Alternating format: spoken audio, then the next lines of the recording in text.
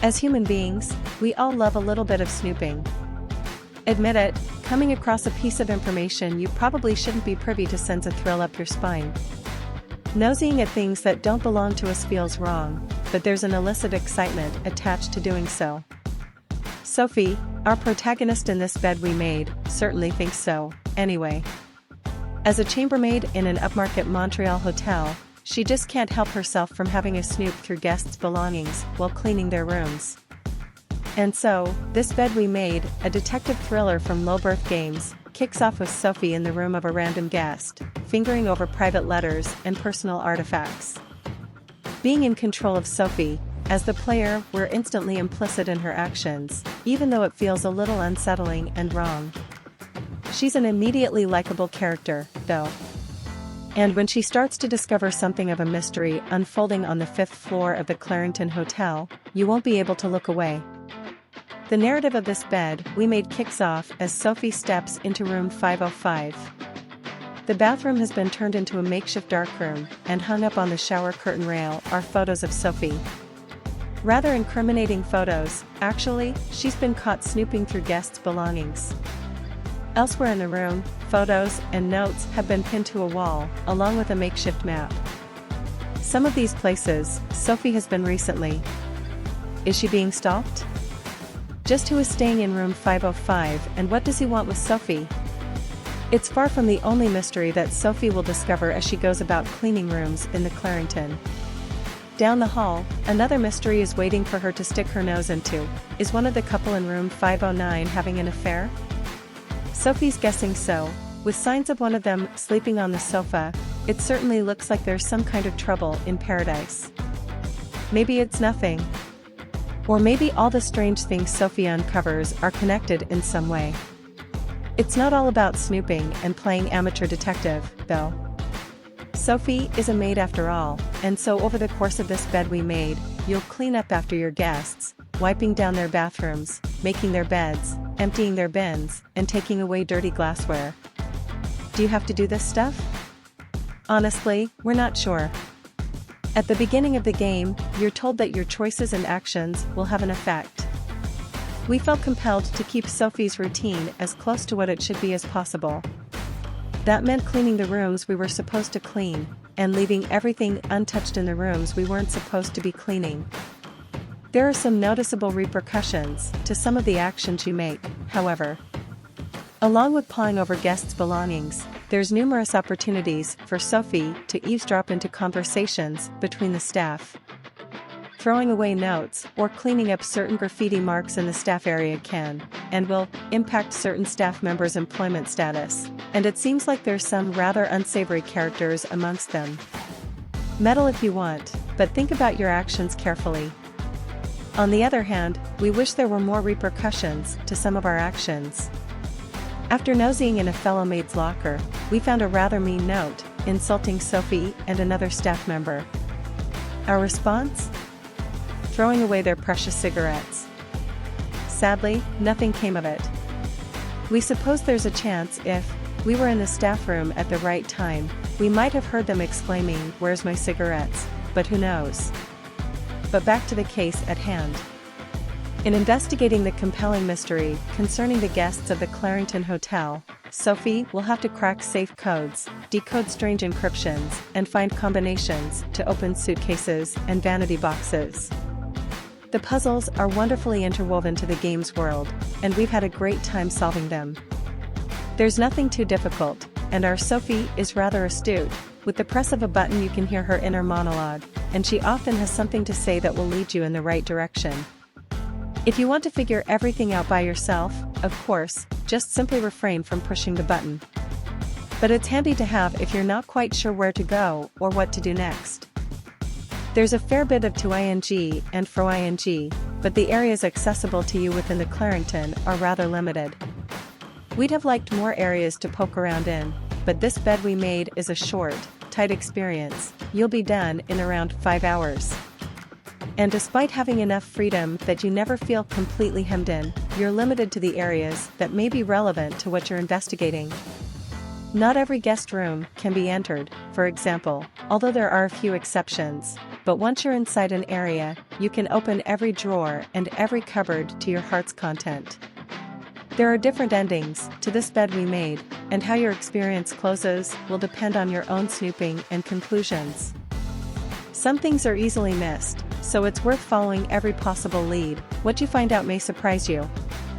Needless to say, the story here didn't quite go the way we expected it, and just when we thought we fully understood everything Sophie had uncovered, we were thrown another curveball. A short but focused and utterly compelling experience, this bed we made is a mystery that we simply couldn't pull ourselves away from. As wrong as it feels to be in Sophie's shoes, snooping into things that didn't concern us, it didn't take long for us to be utterly engrossed in the mystery that unfolds. This is a detective game done right, with engaging puzzles and a perfect balance of player autonomy and guidance when you need it. The team at Lowbirth Games has revealed itself to be an incredibly talented bunch of people, and we can't wait to see what they come up with next. Please do subscribe as it motivates to make more videos. In the frozen lands of the Freljord, a young boy named Nunu travels with his best friend Will Lump, the last of the Yetis, as they search for his lost mother in the adventure puzzle game Song of Nunu, a League of Legends story, developed by Tequila Works and published by Riot Forge. As with any game existing as part of a larger world, the first question that probably needs addressing is how well new players can get into the game. While I'm someone who has played several other games set in Riot's world of Runeterra, I know little about the Freljord. Aside from a few character names, practically everything about the Icy region was new to me, and the game does a great job of taking into account this possibility. The big moments in the region's history, like the War of the Three Sisters, are revealed slowly over the course of the game as details become necessary. This lets the player stay up to speed on what characters are talking about while not stopping the game entirely at any time to do substantial info dumps. Speaking of the characters, of all the strengths that Song of Nunu, a League of Legends story, can boast, the cast shines the brightest. For much of the game, the only characters on screen are Nunu and Will Lump. While you might think having only a single pair of characters around for most of a journey that took me 7.5 hours would get tiring, I never once felt annoyed or bothered by either of these two fantastic, charming personalities. Nunu captures all the wonder, hopefulness, and promise of youth, while Will Lump, despite not speaking in any intelligible manner, provides a perfect blend of comedic humor and calm grounding for his young friend. How Tequila Works handles Willem's communication is a subtle thing of beauty. Whereas many in their situation would have Nunu essentially repeat what the Yeti says to him, making conversations tedious at best, the writing opts simply to let Nunu respond to his friend as normal. This, combined with a caption that gives the player a clue as to what the Yeti has said through simple descriptions like answers, confident, and comforting, gives players all the information they need to keep the story rolling along. This elegance of design extends to virtually every moment and action that Will Lump is on the screen. When not being controlled by the player, as is often the case during exploration sequences, Will Lump can be seen frolicking about, scratching his back on rocks, inspecting small creatures, and even building snow sculptures. He can even give hints for what Nunu needs to do next to solve a puzzle and can serve as an enthusiastic toboggan. The expressive nature of the big furball is doubled down on during some of Song of Nunu, a League of Legends story's most emotional moments. While the bulk of the narrative sees the pair of friends on a grand adventure through the wilds of the Freljord, there are some rough moments that test the duo and their connection with each other. Despite some of the incredible things Nunu accomplishes during their journey, Tequila Works never loses sight of the fact that the boy is still a child. Fear and pain lead the young protagonist to some harsh moments where he simply doesn't know what to do. And in these moments, his best friend Will Lump is always there. Despite so much focus being on Nunu and Will Lump, Song of Nunu, a League of Legends story does allow them to share the stage with some other notable personalities from the world of Runeterra. Brown, the heart of the Freljord, makes several appearances as he helps the pair chase after their goal. Serving as the game's main antagonist is Lysandra, an ancient ice witch whose life has forced her to make many hard choices. All of the side characters bring something unique to the journey taken in this game, making every appearance more than simply a fun surprise for series fans. That journey is also greatly enhanced thanks to the wonderful visual world it explores. Easily one of the most colorful and vibrant-looking icy regions there has ever been in a game, the color palette that the game paints with is always far broader and more interesting than the expected plethora of blues and white. Vibrant red grass grows where the snow hasn't covered, flowering plants are far more abundant than one might expect, and underground sequences bring their own unique colors and tones to the magical world. This brings us to the last major element of Song of Nunu, a League of Legends story, the gameplay. With a mix of platforming, music playing, puzzles, and light combat, the game offers a nice variety of activities for players to partake in, even though it doesn't fully land on some of them. The combat is easily the weakest element of the game. Simple light and heavy attacks combine with a dodge to make up Willem's arsenal to dispatch bad guys. Enemies can also be dispatched with special finishers, executed by holding down the Y button on an Xbox controller. With several tailored for each enemy type, these flourishes never lost their luster. However, the rest of the combat does. Willem is a bit too sluggish to feel fun to control and can lead to some hits getting through during multi-enemy fights. While the difficulty is dialed back enough that this doesn't prove a problem to completing battles, it does sap the combat moments of the game of much of their fun. The other element that harms some of the action is the length of a couple of the boss fights. While there aren't a ton of boss battles, a couple of them go on for too long.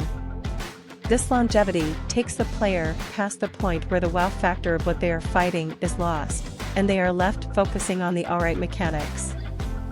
The platforming and puzzle solving in Song of Nunu, a League of Legends story, fares far better than their action-oriented counterpart. Usually woven together, the game has a bevy of different tricks for players to discover as they puzzle their way through the adventure.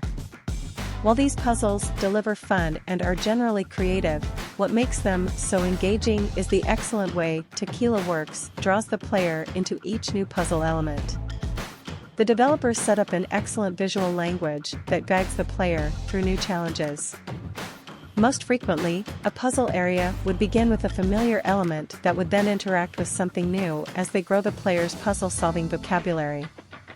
Once a concept is introduced, it may be used on its own or mixed with other previous elements in new and fun ways.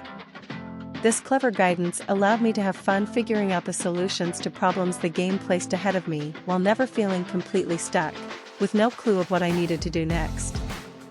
The final gameplay element, used for both puzzles and narrative, is music.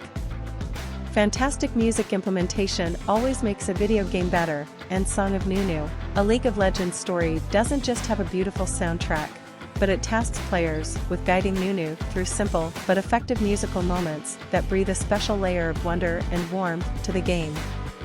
Playing notes through a combination of 4 buttons, Nunu plays an impressive number of fun and occasionally challenging melodies. During narrative moments, the player's music often leads to cutscenes that continue a melody, granting the player a feeling of agency in moments that are usually more separated from them in games.